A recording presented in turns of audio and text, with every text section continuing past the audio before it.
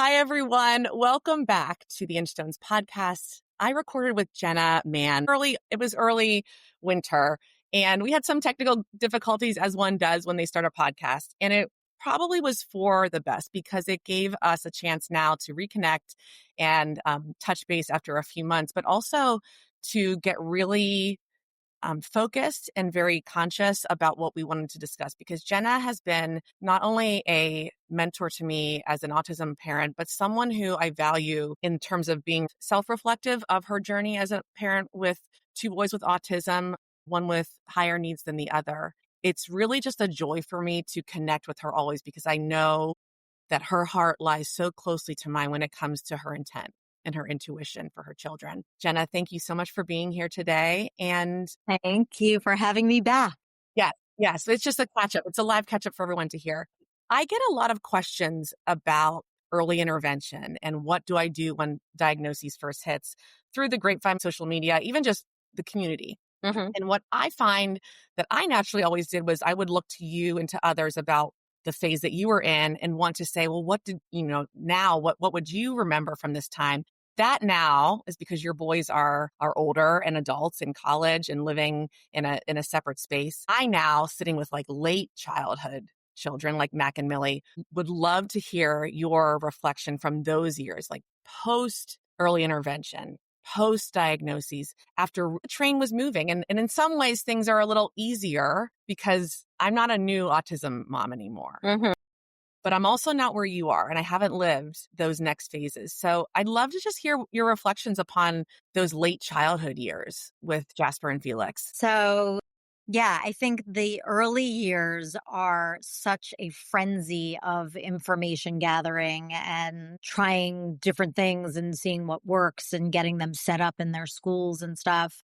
And then there is a bit of a coasting period in those like middle school, high school years. And you talked about earlier how nothing was ever obviously smooth for any length of time.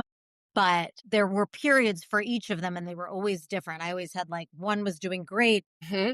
School was right. Therapies were right. Medications were right. And the other one was having a complete fall off. And so I was fortunate, I think, that at least I was able to really focus my energies on one at a time. But those years when you have that sort of scaffolding around you of, you found the right school placements, Mm-hmm. you have sort of your team in place, even if there are small shifts in personnel or whatever, Right. you've found the therapies that are working, the activities that are working. I found, especially with boys, I found puberty to be really tough with both of them for different reasons. And I think we did a lot of medication shifts in those years.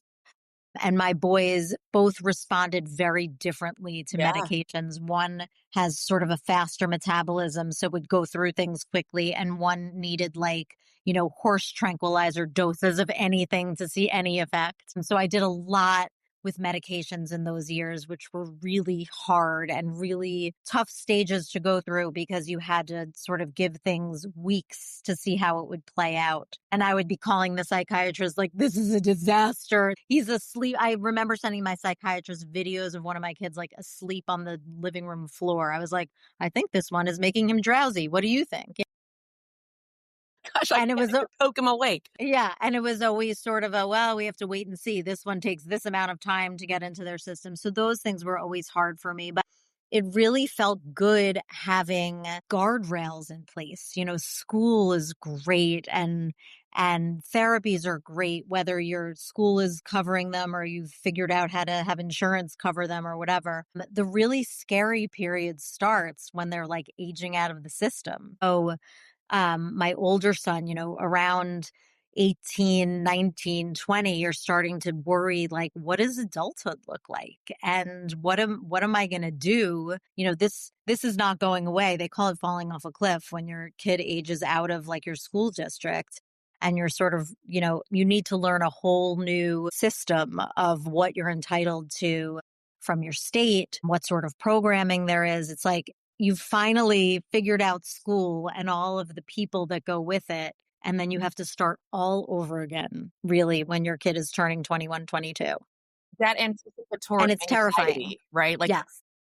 that's anticipatory anxiety is probably like going to be on my tombstone, like what killed me. Because I do think that in some ways it's really good to have a healthy reverence for planning and a healthy, Yes. respect for the planning process. And I think that the early years, for better or for worse, because of early intervention and like getting these kids into the right therapies, and they have these jobs, right? Like we have the CEO of a Yeah. diverse child, and it's like we think that the anticipation is going to help. But I think what you're saying, even just from the medication example you use, Mm-hmm. that like anything, we have to give like these 2 to 3 weeks, or like there has to be these guardrails on like, we're going to try something. Mm-hmm. We know that there's a massive possibility that this is not going to work. And we need to like Mm-hmm. buffer our reactions Expectations. Yeah. to be that whatever happens, we can pivot. And I think that does become more apparent the longer that you parent. The longer that you're in it. Yes. Yeah. I mean, I sort of threw myself into figuring out the next steps for each of my boys is in the same way that I did when they were first diagnosed and I was finding speech therapists and OTs and whatever. It's like, I was like, okay, now we need to address the next phase of their life being forever. So for my older son, that was finding residential placement Mhm. and a day program and the right agency to work with, and figuring out what I was entitled to from the state of Connecticut. I live in Connecticut. It's different state to state, and nobody openly shares what you need to register for, ask for, figure out. The states do not have, even the best states do not have enough resources to care for all of these kids. Mhm. So nobody's out there saying, yeah, you're entitled to this money and these grants and this. You have to dig to find that information. And it feels so like you feel so betrayed Yeah. almost that nobody is coming to share and figure out A what you great need to word to do. put to this whole experience, Yeah. because I do feel in a lot of ways that this is like a little bit of like the coasting phase for me. And Yeah. don't get me wrong. Like I told you before we press record, I'm really sitting in confusion with Mac as he grows and is more physical, and this little boy strength is coming out in him and the behaviors around that. Mm-hmm. And at the same time, I'm so happy where they're at school. I'm so happy for Yes. the holistic approach. All these things. So the majority of my feelings are like, we're cruising. But that word betrayal from a system standpoint Yeah. Yeah. hits like when you just said that, I'm like, holy smoke, full stop. Yeah. Why is that? Why do we feel betrayed? I think that once you're in a school and a district that you love and you believe that they care about what's best for your kid, or even a private school that you believe they care what's going to happen to your kid, then when you get into the government, frankly, is like sort of responsible for taking care of your kid, you just have there's no people attached to it. There's no, they become more of like a number in the system, and these states can really only afford to take care of so much. Right. So I had to do so much research and digging and asking and listening to figure out these things. And I couldn't believe, wow, what if I hadn't, what if I hadn't looked so hard? I wouldn't know any of this. So, I'm happy. I'm happy whenever somebody comes to me and asks and I say, you need to do this, this, and this, and talk to your school and get in DDS and get a case manager and all those things, because everybody has to worry about what's going to happen to their kid after high school. So it was a very different experience for my other son, who went to a great private school and is now in college. But even the process of finding the right college for him, I'm pleased to say there are lots of different options for schools in America that have different levels of support for neurodivergent kids. It's amazing. He is at a college in Vermont called Landmark, which is solely for kids with learning differences. So everybody there has something, and it's amazing. And he's really thriving, and he's going to be a And it's senior. Vermont in the fall. Yes, it's so cool. It's amazing. There are also lots of colleges that have sort of scaffolded programs within that help kids with different kinds of learning disabilities, neurodivergent, autism, whatever. And so that was a whole process, getting answers on those and going to visit and sort of knowing the right questions to ask. And, it's all about really knowing who your kid is and trusting that you can see what's going to be the right environment for them going forward, just as you've found the right environment for them until this point. But it was like starting all over again for both of them. I've had a lot of like momentary, what feels like deja vu of like this guidebook that I feel like I'm building for myself, but also want to be handed at the same time. Mm-hmm. I feel like it's like I've got these files, on Millie and Mac and like the 3-hole punch, and it's like it's growing and growing. And I have this look back and I think, okay, I did notice that. I had no idea that this was going to be consistent 6, 7 years later. How do Mm-hmm. I navigate that and trust that the support that I'm looking for matches up to what I have felt all along? And I Mm-hmm. think that, the most common phrase of you've met one kid with autism is so hard to sit in because you want your child to be given something that, okay, that worked for so Right. and so. And I believe in that mother and I believe in how she is. And Mm-hmm. there is this like push, this like polarity almost of like trusting what your motherhood knowledge is of what your kid needs the next phase, and also be like you said, staying curious to what even is possible, because that's a whole nother, I almost wanted to rename the podcast like Stay Curious, because Mm-hmm. you can stay curious. I don't ever think that you'll land in a position where the right choice does not evolve. I do believe it Mm-hmm. will evolve if you stay curious enough. And I also think there's probably more than one right choice for people, right? Yes. Oh, Like say it's that not, again. it's not unilateral. We have to do this and that's going to be right for my kid. I think Right. you have to think about what works for your entire family. And, yeah. Do you feel like that part of motherhood and parenting and, like me, it became your job. You're a mother to 4, but for Felix and Jasper, this was the culminate, or the beginning and the end of like the bookends of like what's made Jenna as a Oh, mother. 1,000%. How has it defined your motherhood? Because I'm trying to absorb more and more about this feeling that like motherhood does come to define us, whoever our children are. Mm-hmm. And then the uniqueness of this journey is like almost encased in an extra like, thick wrap of insulation or something. Yeah. I mean, you similarly have a typical child and with needs. And it's such a fascinating experience parenting each of my kids. Mhm.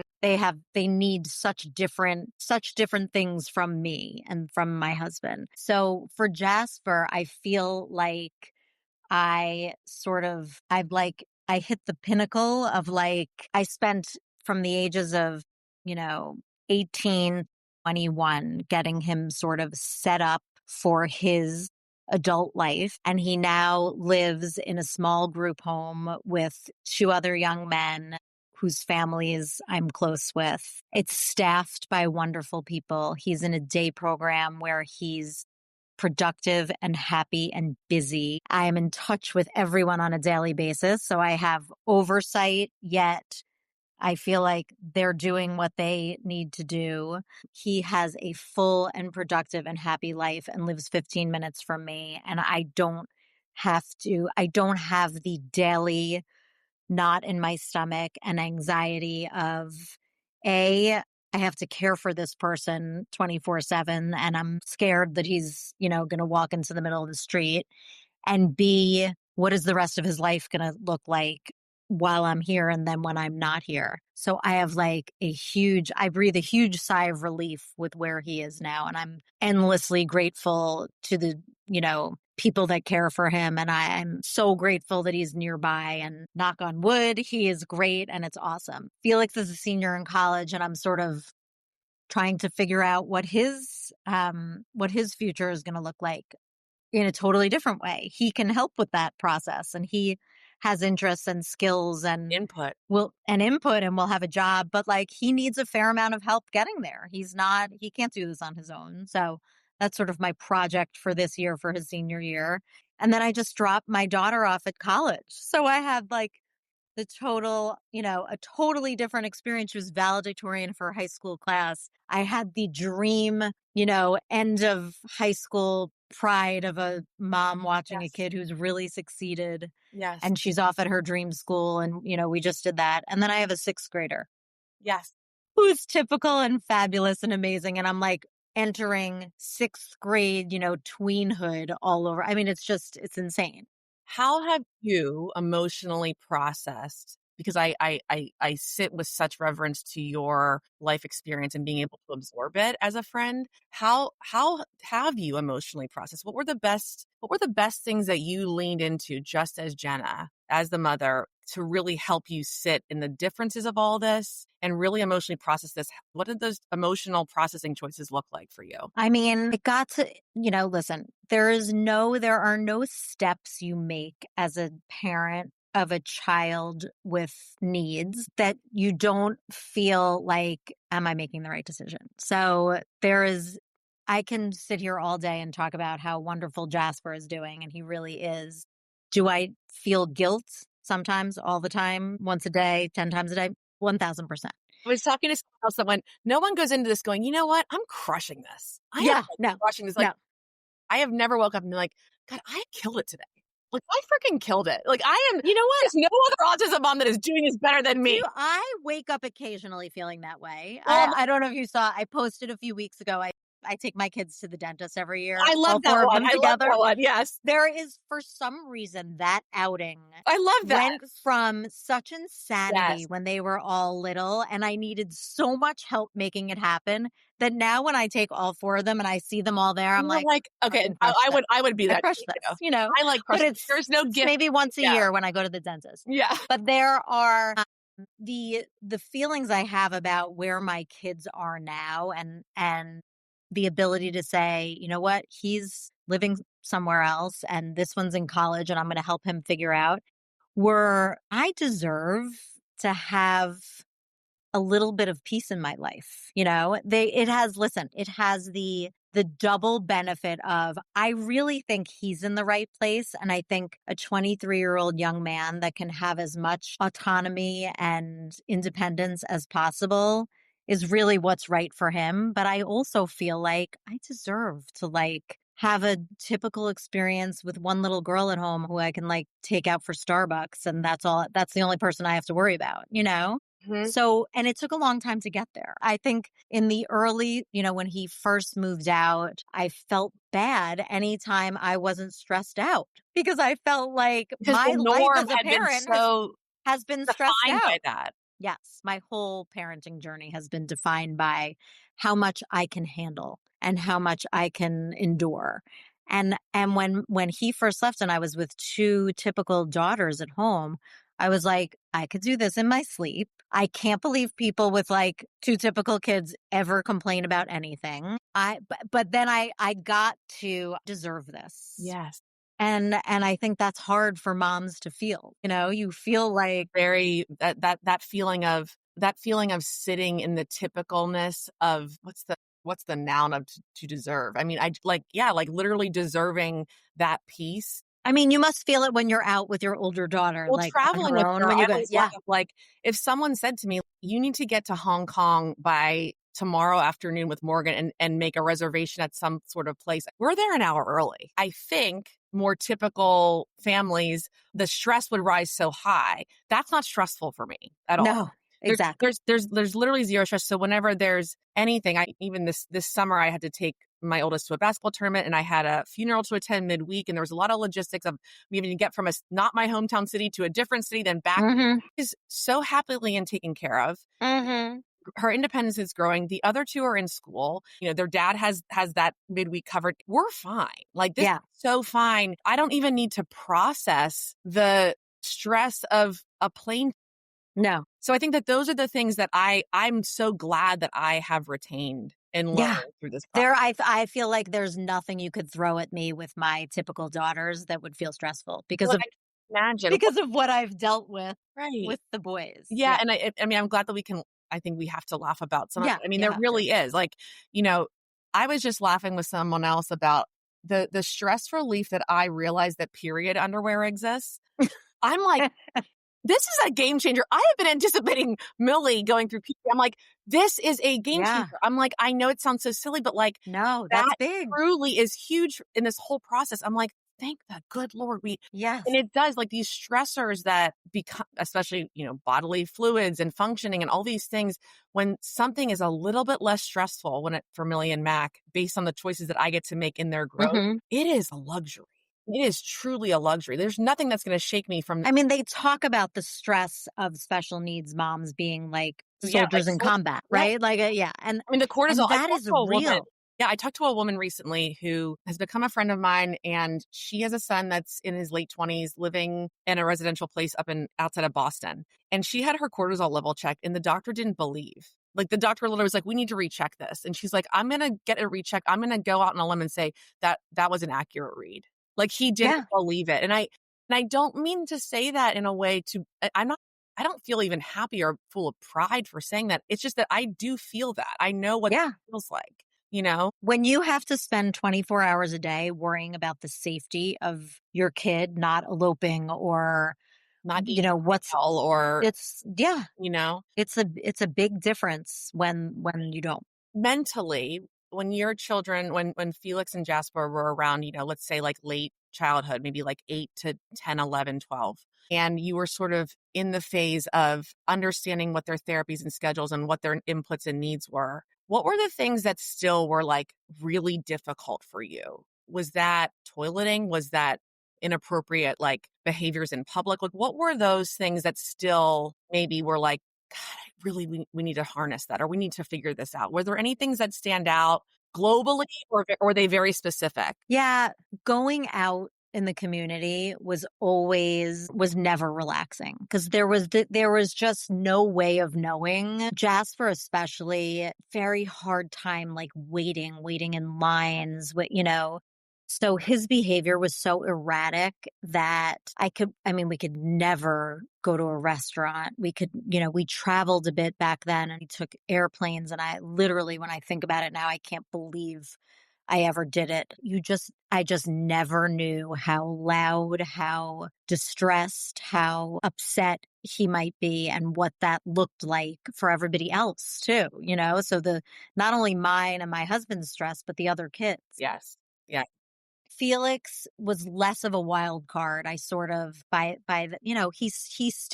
he had tantrums and those were hard, but they more happened at home. But Jasper was just going out in the community was really always the hardest thing. Did you remember picking, like, realizing that your choice selection if you were to go out was just so small? So small. The Those television weekends that maybe are the so hard weekends to are get. long.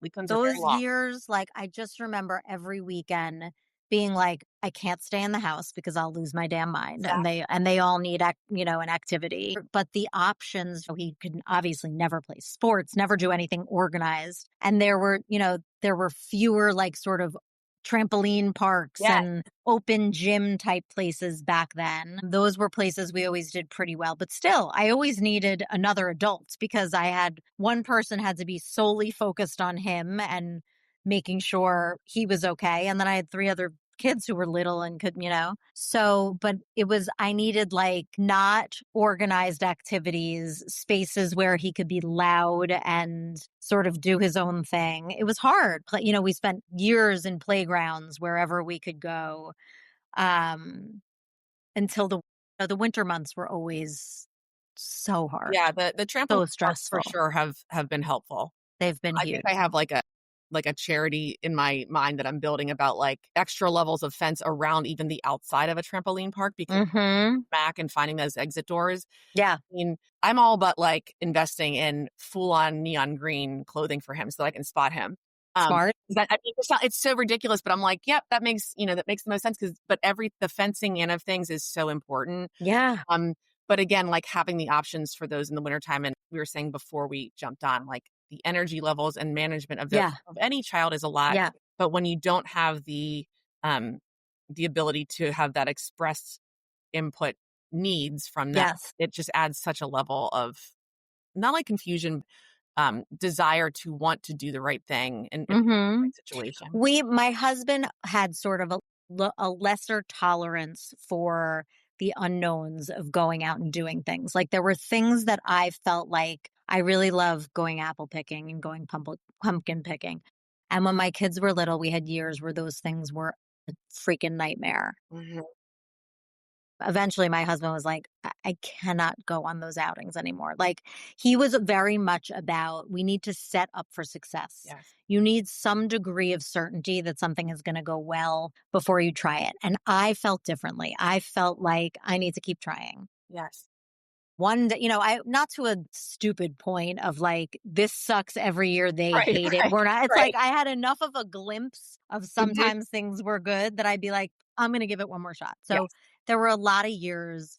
I just brought a babysitter and tried those things because I was like, there will be, even if I also always went into things with like, if I get 20 good minutes out of an experience that's 2 hours long, I'm going to be okay with that. Absolutely. I can't hammer that point across. I don't know if that's because of you and I living this life longer than maybe someone that has a child that's 2 or 3. I can't I want to like hand that out on like a brick to Yeah. mother and go, if you get 5, 10, 15 minutes of the day where you experienced some sort of a success in their lives, whether that's a game being played, an outing around the block, if you can harness that and trust me, you're Yeah. gonna feel so proud of yourself for that. Mm-hmm. That everyone else that's gone through that is so proud of you too. Yeah. Totally. I mean, my sister and I have joked, lower your expectations, Totally. go a little lower. No, you think Keep you're going. low. You think you're low? No, you still haven't hit that. And you appreciate those moments so much more than anybody else. I mean, I like found this sticker book. Millie is so hyperlexic, numbers, letters, everything. And I found a sticker by letter book, which normally they're all sticker by numbers. And I thought, I'm going to give, again, $6 on Amazon, get in the mail.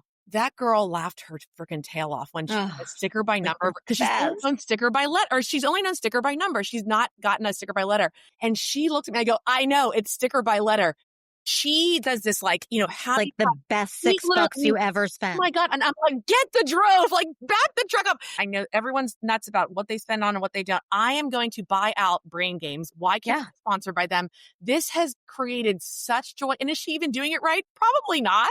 Right? That was the win. Mm-hmm. That was the win. Yeah. And I love that. I always hope to give to mothers that are earlier on the journey that feeling of joy in the small moments will compound and compound and compound. Yeah. And you have to trust that it will, because I think it's universal. I really do. You stack up those blocks of those moments and they sustain you through the really, really millions of hard ones, you know? For sure. I guess on that note, what have been your wins recently for you and your family? And then what about for yourself? I always want to go back, as you were saying, that we deserve peace and joy that is without our children as well. So what would be those Inchstone wins for both your kids and just for you personally? So Jasper, about a year and a half ago, started typing.